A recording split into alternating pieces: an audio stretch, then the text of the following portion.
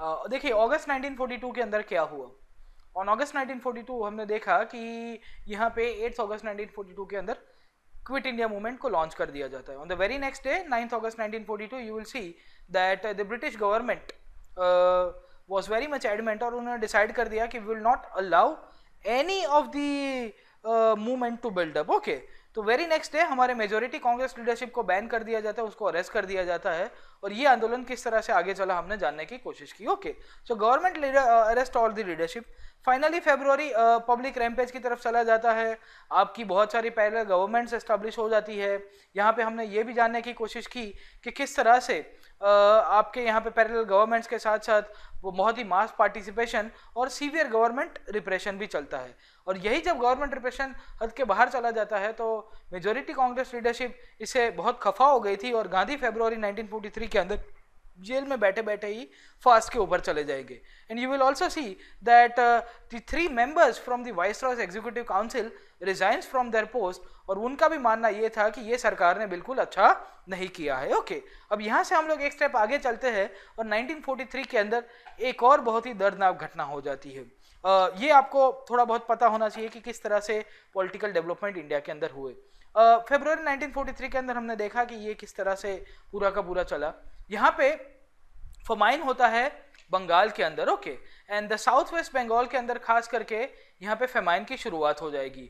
Okay, so the famine takes place at the south west Bengal, और बहुत ही 1943 का great Bengal famine बोला जाता है इसको। And you will see that majority almost 1.5 to 3 million people were affected and almost more than 1 million people perished into this famine. Okay, तो बहुत ही खराब कंडीशन थी। ब्रिटिश अथॉरिटीज के द्वारा कोई भी पॉजिटिव स्टेप्स ना लेने के कारण यहाँ पे इतने सारे लोगों को अफेक्ट कर रहा है। पीछे आपके नेशनलिस्ट मूवमेंट चल रहे थे, यहाँ पे लोगों की हालत बहुत ही दर्दनाक कर दी थी सरकार के द्वारा। ओके, तो हमको ये जानने को मिलता है कि सरकार का जो अभिगम था यहाँ पे पूरा का पूरा जो इंडियन नेशनल मूवमेंट के दौरान जो टेम्पो बिल्डअप होना चाहिए वो सरकार ने बिल्कुल अच्छा नहीं रखा था। ओके, सो हमको देखना ये है कि what were the reasons behind this famine. Okay, so you will see कि the fundamental reason that we come to know behind the famine of 1943, the great Bengal famine of 1943 where almost 1 million people died. Okay, तो आपको ये देखने को मिल रहा है कि how was it? ये देखिए स्केलेटन जैसे हो गए थे लोग। ओके, लोग रास्ते के ऊपर भूखे मरे जा रहे थे, बट द ब्रिटिश गवर्नमेंट थी ओके, इनके पेट का तो पानी नहीं हिलता था अंग्रेजों की। और हमने ये देखा कि what was the reason behind this famines and drought in India. Basically देखिएगा कि drought is a natural phenomena, famine आप बोल सकते हो कि it is drought linked, but हुआ ये कि ब्रिटिशर्स की जो कमर्शियलाइजेशन ऑफ एग्रीकल्चर, यहाँ पे खेती का जो व्यापारीकरण करना था, उसका जो वाणिज्यकरण करना था, तो due to this commercialisation of agriculture you will see कि इंडिया की जो ट्रेडिशनल सबसिस्टेंस बेस्ड एग्रीकल्चर हुआ करता था, भारत के अंदर खेती कैसे हुआ करती थी, it was traditionally based subsistence based. बोले जितनी जरूरत होगी उतना ग्रो करेंगे। ये गांव वाले गेहूं का खेती करते हैं, दूसरे चावल का करेगा, तीसरा वेजिटेबल्स का करेगा, सब्जियों का करेगा, और ये लोग फाइनली एक्सचेंज कर देंगे एक दूसरे के अंदर। तो आपकी बार्टर सिस्टम हुआ करती थी, साटा पद्धति हम लोग कहते हैं यहाँ लोकल लैंग्वेजेस के अंदर, और यही सिस्टम चलती थी। बट इनकी ये जो कमर्शियलाइजेशन के कारण इन्होंने क्या किया कि एक तो पहला कारण आपको देखने को मिलेगा 1940s के अंदर कि they started diverting the food for army. क्यों? क्योंकि आर्मी आपकी फ्रंट्स के ऊपर लड़ रही थी, अभी खाया पिया कुछ नहीं, ग्लास थोड़ा बारह ना, इंडिया की आर्मी को आपने कहीं और भेजा हुआ है, बोले आप वहां पे जाके युद्ध करिएगा। बट द इंडियन आर्मी को खाना भी चाहिए, राशन कहाँ से देगा, बोले ये भी यहाँ से जाएगा। ब्रिटिश इंडियन आर्मी को राशन कौन देगा, बोले ये भी यहाँ से जाएगा। ब्रिटिश आर्मी कहीं पे भी और दुनिया में कोने में लड़ रही थी, वहां से भी यही कहीं ना कहीं से इंडिया को रॉ मटेरियल के सोर्स के तौर के ऊपर लिया जाया करता था। ओके, तो यहाँ से उसका भी शोषण हो रहा था। सेकेंडली आपको देखने को मिलेगा कि बहुत सारा जो राइस का, जो आपका चावल का इंपोर्ट था जिसके ऊपर डिपेंडेंट है, अभी south east Asia is a rice बोल। ओके, तो आज की तारीख में भी आप एग्रीकल्चर पढ़ते हो, ज्योग्राफी पढ़ते हो, वर्ल्ड ज्योग्राफी के अंदर आपको जानने को मिलता है वियतनाम, थाईलैंड जैसी कंट्रीज, म्यांमार के अंदर काफी सारा उनका ट्रेडिशनल राइस उनका डाइट का एसेंशियल पार्ट है। बट यहाँ पे आपको क्या जानने को मिलेगा दैट यहाँ से जो राइस इंपोर्ट किए जा रहे थे अब तक अंग्रेजों के द्वारा, वो राइस इंपोर्ट बंद हो गए। क्यों? क्योंकि जापान ने कैप्चर कर दिया, Japan stop this import, and finally जो भी बचा कुचा था वो इन्होंने मिसमैनेज कर दिया खाने को। and as a result, when the monsoon failed, the production could not took place by the farmers. It resulted into famine, and it affected very badly for the people of Bengal. Okay, तो बहुत ही खराब हालत कर दी थी famine ने यहाँ पे. Profiteering हो रहा था, स्टॉकिंग हो रहा था, होर्डिंग हो रहा था.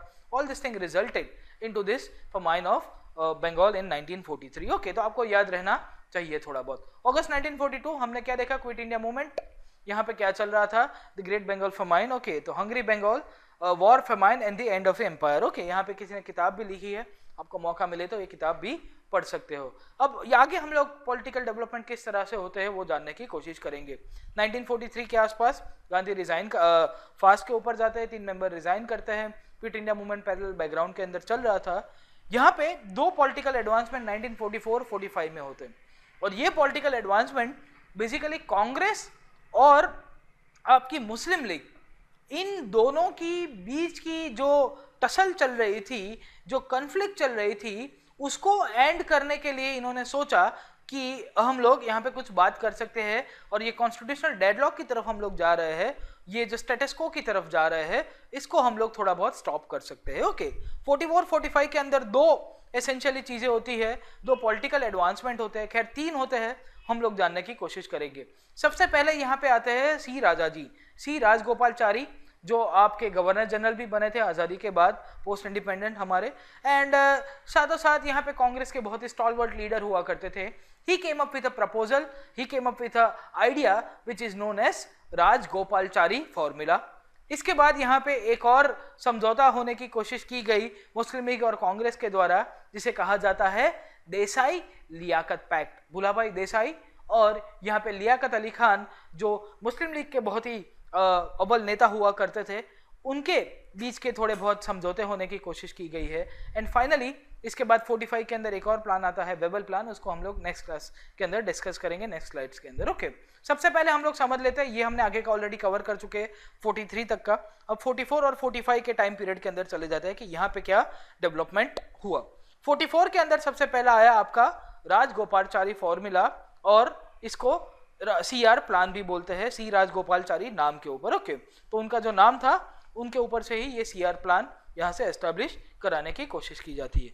अभी ये CR प्लान या राजगोपालचारी फॉर्मूला का सबसे मेन पॉइंट, जो मेन प्रपोजल था, उसमें बोला गया है कि दैट द CR प्लान और the Rajagopalachari formula accepts the idea of Pakistan on a tactical scale. It was a tactic acceptance of Pakistan provided that a particular criteria should be fulfilled. बोले अगर ये 2-3 डिमांड एक्सेप्ट कर दी जाती है लोगों के द्वारा, आपकी आवाम के द्वारा, आपकी जनता के द्वारा, तो पाकिस्तान एग्जिस्टेंस के ऊपर आ सकता है. और उसको लेके इन्होंने थोड़ा बहुत एक पैसिफाइंग अप्रोच अख्तियार करने की कोशिश की थी. यहाँ पे बोला गया है सबसे पहले CR प्लान के अंदर कि कांग्रेस और मुस्लिम लीग फिर से एक जॉइंट डिमांड रखेंगे. और जॉइंट डिमांड क्या होगी? बोले आज़ादी की. The joint demand which will be raised by the Congress and the Muslim League, they will be talking about first and the foremost thing. बोले सबसे पहले क्या बात करो? बोले एक हो जाओ. एक होने के बाद पहली डिमांड क्या करनी है? बोले आज़ादी. दूसरी डिमांड क्या करनी है? साथों साथ जब तक आप हमको आज़ादी के लिए हम लोग प्रोसेस चालू करेंगे, till that time the Congress and the Muslim League will be forming an interim government. बोले हम यहाँ पे एक आंतरिक सरकार बनाने की शुरुआत, उसकी कवायद करेंगे, और वहां से ही आपके पॉलिटिकल एडवांसमेंट शुरू हो जाता है. Okay, so tactic acceptance of Pakistan provided Congress and Muslim league एक अपना समझौता कर दे, और समझौते के अंदर भी इन्होंने यही चीज मांगने की कोशिश की थी. ओके, तो सी राजा जी अपना एक प्लान का प्रपोजल है वो गांधी जी को दिखाते हुए आपको देखने को मिल रहा है, और इन्होंने कांग्रेस पार्टी को भी अपने विश्वास के अंदर लिया था कि अगर इसके थ्रू कुछ समझौता हो जाता है तो बहुत ही फायदा होगा हमारे लोगों के लिए, और बहुत ही अच्छा खासा इनको चीजें अच्छी मिल सकती है. ओके, CR प्लान कहते हैं इसको. अब इनका प्लान भी आपको याद रखना पड़ेगा. Okay, C Rajaji, now you have to remember my plan also. Okay, पहला क्या था? कांग्रेस एंड मुस्लिम लीग यहाँ पे क्या करेंगे? The Congress and the Muslim League will be jointly representing the people of India and they will demand independence. Secondly they will say that you have to form some kind of provisional government. Okay, Congress and Muslim League दोनों British government को बोल देंगे. Okay, तीसरी CR plan के अंदर एक proposal रखा गया है that after the war the Congress in the Muslim league, अगर यहाँ पे युद्ध खत्म होता है उसके बाद ये जो पाकिस्तान की जो टेक्निकल एक्सेप्टेंस था वो कैसे था, वो एक्सेप्टेंस इन्होंने क्या किया, बोले युद्ध खत्म होने के बाद आपके जो दो प्रोविंसेस है मुस्लिम मेजोरिटी प्रोविंसेस, एक तो नॉर्थ वेस्ट है और दूसरा नॉर्थ ईस्ट। नॉर्थ वेस्ट में आपका पंजाब सिंध बलूचिस्तान वाला जो विस्तार, और नॉर्थ ईस्ट का आपका असम बंगाल वाला विस्तार, बोले वहां पे हम लोग पेब्लिसाइड कराएंगे, वहां पे लोगों को बताएंगे कि the people should come out and vote कि उनको सेपरेट सॉवरेन स्टेट बनाना है, उनको अलग से सार्वभौमिक राज्य बनाना है कि नहीं बनाना है, उसके लेके हम लोग अलग से वोटिंग करेंगे। बट वो कब, युद्ध खत्म होने के बाद। पहले तो प्रोविजनल गवर्नमेंट बना देंगे मुस्लिम लीग और पाकिस्तान कांग्रेस मिलके, उसके बाद जब सेकेंड स्टेज के ऊपर जाओगे, वंस द वॉर एंड्स और हमको जब आजादी का प्रोसेस शुरू होगा, तब लोगों से पूछा जाएगा that the people should decide that they want to vote for a separate sovereign state or not। और कहां पे, जहां पे आपके मुस्लिम मेजोरिटी एरियाज है वहां पे ही, बाकी सब जगह पे नहीं। तो नॉर्थ वेस्ट नॉर्थ ईस्ट के अंदर दो तीन प्रोविंसेस हुआ करते थे, उसकी इसकी ये बात कर रहे हैं। ओके, इसके बाद इन्होंने ये भी प्रपोजल बताया, बोले इन case of people favours partition, अगर हुआ कि लोगों ने डिसाइड कर दिया कि भाई नहीं हमको अलग ही रहना है, we do not want to join the Indian Union, तो क्या होगा कि in case of partition there will be a joint agreement for defence, commerce and your communications. बोले आपकी वाणिज्य व्यापार, आपका जो कम्युनिकेशन है और आपकी यहाँ पे जो डिफेंस मैकेनिज्म है, उसको लेके हम लोग यहाँ पे जॉइंट एस्टेब्लिशमेंट रखेंगे। तो आप कंप्लीट इंडिपेंडेंस नहीं रहे। बोले आपका जो संरक्षण नीति है कौन डिसाइड करेगा, बोले दोनों मिलके करेंगे। व्यापार से तो लोगों के बीच में आपके समझौते और बढ़ जाते हैं, है ना। पॉलिटिकल क्राइसिस अगर होगी और अगर आप इकोनॉमिक यूनियन की तरफ चले गए तो आप पॉलिटिकल क्राइसिस को डिफाई कर सकते हो। ओके, तो ऑल दिस थिंग, कम्युनिकेशन, आपकी वार्तालाप, आपकी जो व्यवहार है वो बढ़ता रहेगा। So essentially joint safeguarding mechanism लगाने की कोशिश की गई थी। अब हमको देखना यह है कि जब C Rajagopalachari with the acceptance of the idea of Pakistan, Muslim League इसको एक्सेप्ट करती है कि नहीं करती है। But Jinnah did not agreed. हम लोग को देखने को मिलता है सीआर प्लान के अंदर कि मुस्लिम लीग इसको एक्सेप्ट नहीं करती, जिन्ना इसको एक्सेप्ट नहीं करते। अभी ऐसे क्या प्रपोजल्स रखे गए थे सीआर प्लान के अंदर कि मुस्लिम लीग इसको एक्सेप्ट नहीं करती। What was the main basis of the objection of Jinnah? Jinnah कौन सी चीज को एक्सेप्ट? जिन्ना सबसे पहले बोलते हैं first and the foremost that the Congress should accept my demand of Pakistan. बोले आपको मेरी डिमांड को एक्सेप्ट करना पड़ेगा, you have to accept my demand. बोले मेरी डिमांड क्या है? बोले पाकिस्तान। उसके बाद हम लोग बाकी सारी बातें करेंगे, क्या करना है, जॉइंट एग्रीमेंट करके आगे सरकार के सामने रखना है कि नहीं रखना, कुछ भी नहीं। सेकेंडली, जिन्ना का मानना यह था कि we should not have a common separate centre. पहला पॉइंट तो हमने देखा दिया कि he wanted the Congress to accept the two nation theory. बोले आप दो अलग है, आप अलग है, हम अलग है, पाकिस्तान अलग है, इंडिया अलग है। दूसरा पॉइंट क्या बताया? बोले इन केस ऑफ पार्टीशन, अगर लोगों ने वोटिंग कर दी और वोटिंग करने के बाद बताया कि अलग होना है, तो फिर कंप्लीट इंडिपेंडेंसी है, सॉवरेनिटी अलग अलग होगी। बोले जॉइंट सेंटर नहीं होगा, common centre. Defence, external affairs और कम्युनिकेशन के लिए आप बता रहे हो कि हम लोग को एक हो जाना चाहिए, तो वो चीज भी इन्होंने मना की है। ओके। थर्डली, जिन्ना का ऑब्जेक्शन ये था कि अगर आप वोटिंग करा रहे हो, वोटिंग कहाँ करना है? दो जगहों के ऊपर, एक नॉर्थ वेस्ट और दूसरा कौन सा था? नॉर्थ ईस्ट प्रोविंसेस के अंदर। तो वहां पे खाली मुस्लिम मेजोरिटी जो पॉपुलेशन है वही वोट करेंगे। अब मुद्दा क्या था? North west, north east, Balochistan, Punjab, Sindh, Assam, Bengal के अंदर आपकी और भी मेजोरिटी थी, और भी पॉपुलेशन थी ना। बट मुस्लिम लीग क्या चाहती थी? Only Muslim would vote. मतलब क्या था? Separate electorates, communal representation. बोले only the Muslim population will vote. Congress बोलेगी कि भाई इसमें सब लोग प्रजा को वोट कर रहे हैं, तो लेट द पीपल डिसाइड। अभी वहां पे खाली मुस्लिम पॉपुलेशन वोट करेगी तो हो सकता है खाली they will be favouring Muslim league, क्योंकि सेपरेट इलेक्टोरेट जैसे ही ये बात कर रहा था जिन्ना।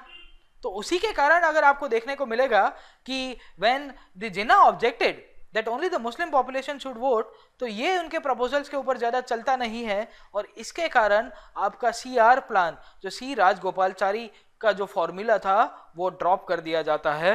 मुस्लिम लीग और कांग्रेस के बीच में समझौता फिर से नहीं हो पाता। एक साल आगे निकल जाता है, यहाँ पे आपको देखने को मिलेगा द सिंध ऑब्जर्वर, उस टाइम का न्यूज़पेपर हुआ करता था, ओके।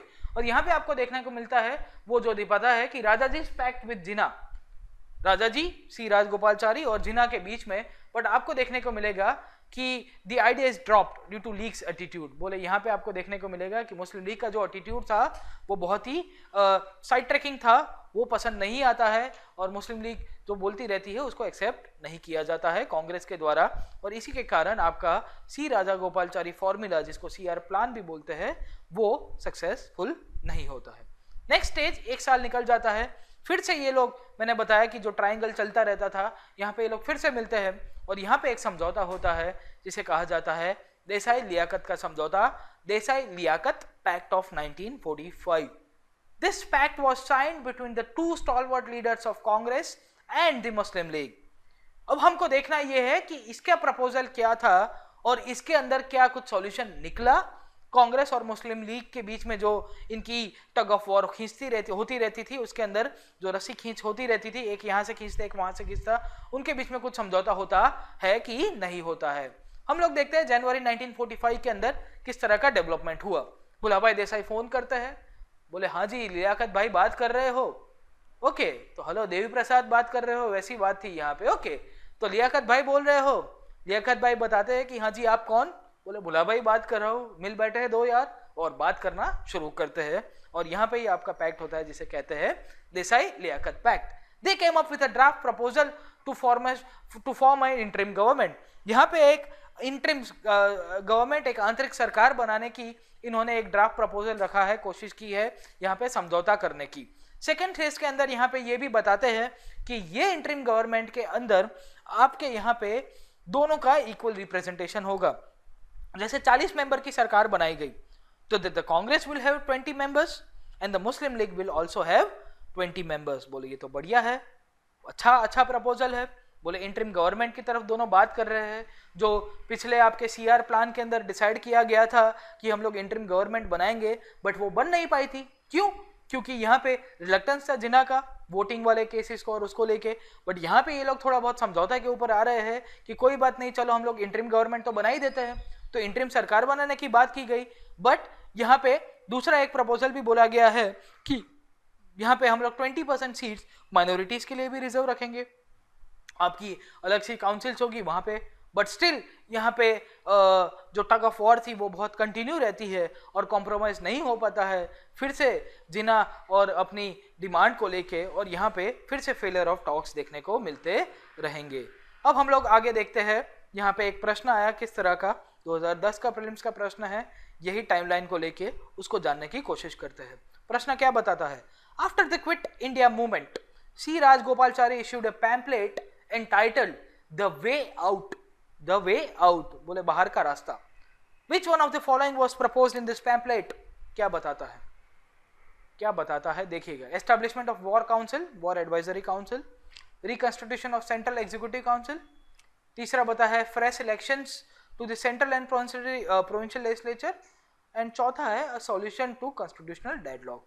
ए बी सी डी चारों के चारों आप देख सकते हो। कहां से अभी आएगा, द वे आउट पैम्पलेट था। अब आप याद करिए CR plan, A B C D आपके कौन से ऑप्शन से ये मैच कर रहा है, कौन से ऑप्शनल से मैच कर रहा है, द वे आउट, और कौन सा ऑप्शन इसके साथ राइट जा रहा है। अगर आप थोड़ा भी याद करोगे सीआर प्लान को, तो मैंने आपको ये चीज अभी 10 मिनट पहले डिस्कस कराई। बोले he wanted to solve this deadlock between the Congress and the Muslim League, था कि नहीं था, और यहाँ के राइट पॉसिबल अल्टरनेटिव इसका कौन सा जा रहा है, पहला जाता है वॉर एडवाइजरी काउंसिल की बात की थी इन्होंने, नहीं की थी, ही नेवर टॉक्ड अबाउट आपका सीआर प्लान के अंदर। सेकेंडली यहाँ पे आपको देखने को मिलेगा reconstitution of central executive council, उसकी भी थोड़ी बात कर रहा है। बोले कमांडर इन चीफ और ये वो इंडियंस होने चाहिए, वो भी नहीं है। ये जो बी वाला ऑप्शन है कोई और प्लान के साथ जाएगा, आता तो है, हिस्ट्री का ही पार्ट है ये बी वाला ऑप्शन, बट इसके साथ नहीं जाता। तीसरा देखते हैं, ये बात करता है कि बोले फ्रेश इलेक्शंस होने चाहिए काउंसिल के अंदर, उसके बाद कॉन्स्टिट्यूशन मेकिंग, ये भी बात नहीं करा।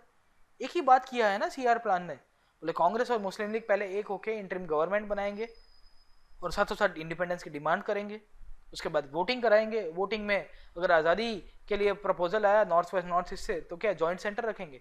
अल्टीमेटली क्या था, कॉन्स्टिट्यूशनल डेडलॉक जो है ना उसको सॉल्व करने की बात की थी सीआर प्लान के अंदर।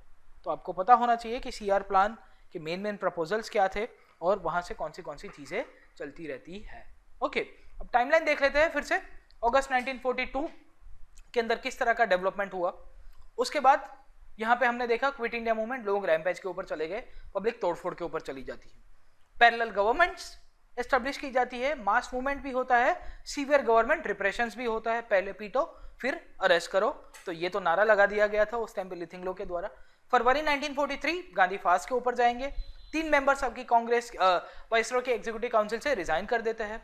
उसके साथ साथ 1943 के अंदर ही हमने देखा कि great Bengal famine, almost 1 million people were affected and more than 3 million people 1 million people perished, उनकी मौत हो जाती है, 10 लाख से ज्यादा लोग, और करीबन 30 लाख से ज्यादा लोग को इसको बहुत बुरी तरह से अफेक्ट करेगा।